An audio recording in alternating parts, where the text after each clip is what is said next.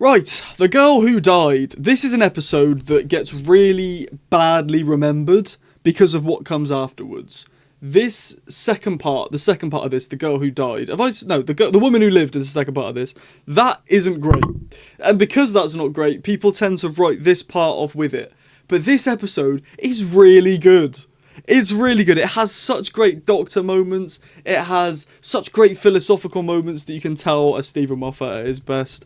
And I just think it's really enjoyable, and it's peak Doctor Who. It's a great Doctor Who story, and it's just a shame that it gets remembered in such a bad light. I was one of these people. I always dread when I get to this on a rewatch, but this time round I gave it a proper go, and I had fun. The comedy this episode is on point. I love the Capaldi because it gets jokes done really, really well. Moffat's writing definitely suits Capaldi better than it does for Matt Smith. Like bits where, the Doctor's like, he gets his shades and he's like, this is the biggest technology you'll ever see in your lifetime, Vikings, and the Viking just snaps it. And the Doctor looks at Clara and is just like, we're going with the Vikings. I love that. And when he pretends to be Odin, that's really cool as well. And he's like, I am Odin with my yo-yo. And they're like, no, you're not Odin. That's Odin up there. And it's a real god.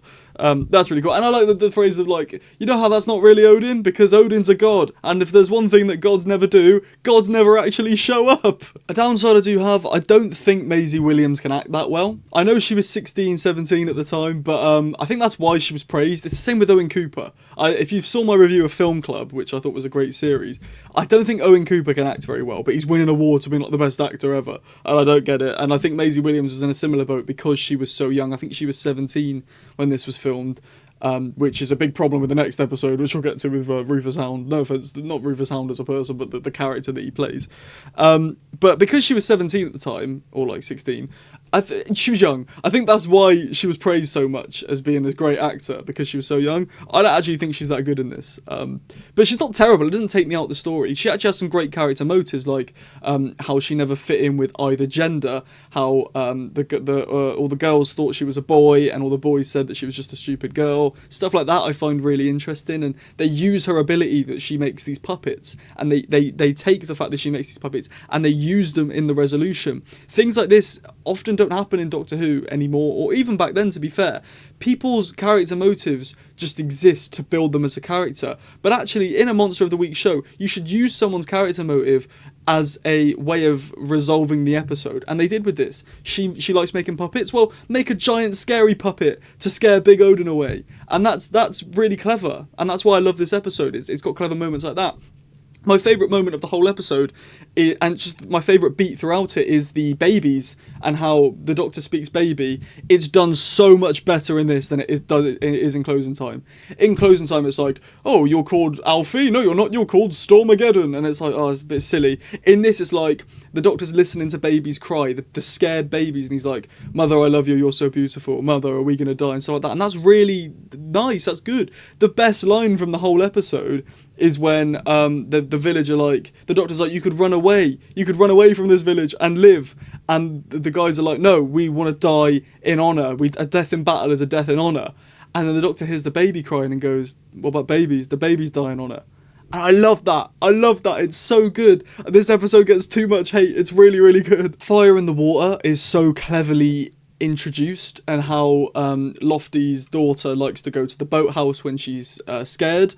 And because she's scared earlier in the episode, she says fire in the water, and then later on in the episode it's revealed that fire in the water is the electric eels, and it's just all so well pieced together. It's such a good episode. I don't know why I hated it for so long. It's amazing. It's brilliant. Although, did they have electric eels back then? Like, was that a thing that they just had kicking about? I've got a feeling I saw somewhere online that like electric eels weren't about or held in Viking villages like this for a long time, but it's an alternate universe. I don't care. It's a good story. I'm going to run with it. It is great how everything pieces together, like a shield as puppets and Lofty being a blacksmith and stuff like that.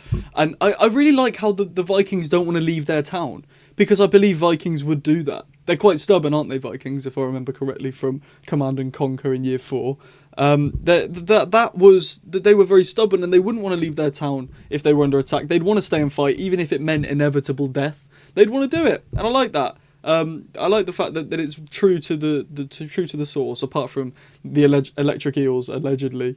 I love how the way they get rid of like the Maya and the leader of the Maya is just by like taking an embarrassing video of them and threatening to post it on like space Facebook. I find that really funny. It's a clever way to get out as well, because someone like it's really well written how like a character like that really is built on their presence and the reputation they have around them.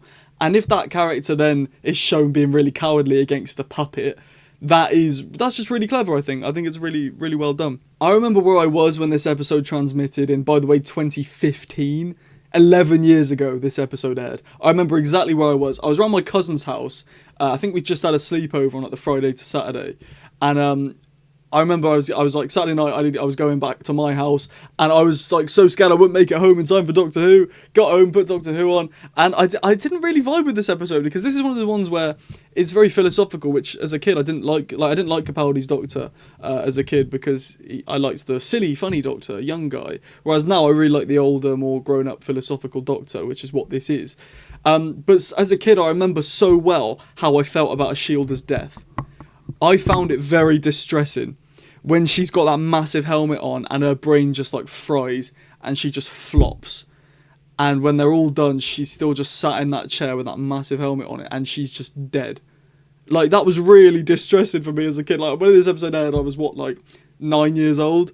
And, like, that to me is just proper, like, what? Like, I was like, I've just seen someone die on telly. Like, what's happening? And, yeah, I didn't like it. And I think that's for a while. I think that's the reason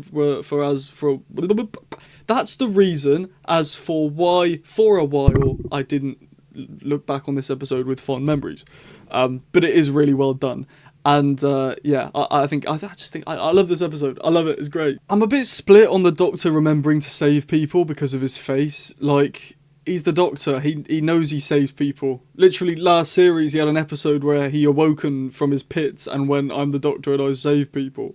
So it's a bit weird how it came back again. I don't know. It's a fun little tie-in to Caecilius, but I don't know. It just seemed a bit unneeded. I think it's a cool way of, like, obviously with an episode you can't just have a straight through plan, which is what Chibnall did a lot of the time, and that's why it didn't work. You've got to have twists and turns and corners and things like that, and this does serve as that for this episode, and how the Doctor just gives up. He's killed this young girl. What does he do? He goes and cries in the boathouse, and then he remembers he's the Doctor, he saves people. It works. I like it.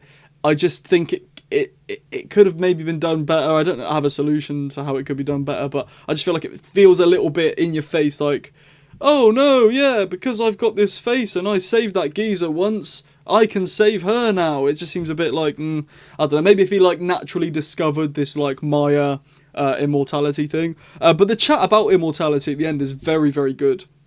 I like how the Doctor could have given that Maya immortality piece to Clara to make her live forever alongside him, but he knows how much of a curse it is. Like he said, immortality isn't living forever, it's everybody else dying.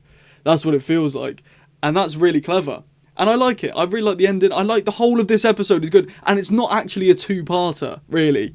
The fact this is called the Girl Who Died and the next episode's called The Woman Who Lived makes you think it's probably more linked than it is. They are two separate stories that you can watch this on its own and it's completely fine. It's a single standalone episode in my head, and I love it to bits. Although the ending line of, well, she's part human, part Maya, you could say she's a hybrid. That's really cringe. Like, are we still pushing this hybrid arc? Like, I want it to naturally occur throughout the series, not keep pushing it onto us. Like, by the way, guys, there's this hybrid thing that's happening. Have you noticed? Because we keep saying it every 10 minutes. It's just like, no, man. Anyway, this episode is really, really good. I really like it. I think it gets held really, really badly because of the next episode, and people put them together as one thing. This is really, really good. I actually think I prefer it to the past four, and I really love the late two-parter, and I really, really love the opening two-parter. Maybe it's recency bias because I've just watched this and it shocked me. This is very similar to how I felt about Robot of Sherwood last series, how for years I've put this episode down as like a stinker, like a 4 out of 10 episode. And now I'm watching it, this feels like I genuinely could put this as a 5 out of 5 episode of Doctor Who. Like, I genuinely might. I think I'm going to do it. I'm going to do it. The Girl Who Died is a 5 out of 5 episode of Doctor Who. Am I going to regret that? I don't know. I think it's not separating it from the next episode. If we're including the next episode as one whole story, it gets bumped down to like a 3.9. But on its own, this episode as a standalone is a 5 out of 5 episode of Doctor Who, and I think I might show this to someone. Like, people always say, "Oh, I want to watch Doctor Who, but I don't know if I like it. What episode should I watch?" I might throw this in now. This is really good, and I'm so happy that I went back and watched it again. This is what you should rewatch, guys. This is why you should rewatch the whole thing and not just your favourite episodes, because I found 2 or 3 episodes now that I thought were a bit crap have been like some of my favourites. So, hey ho. Thank you for watching. If you did enjoy, drop a like. If you didn't enjoy, drop a dislike. That's fine.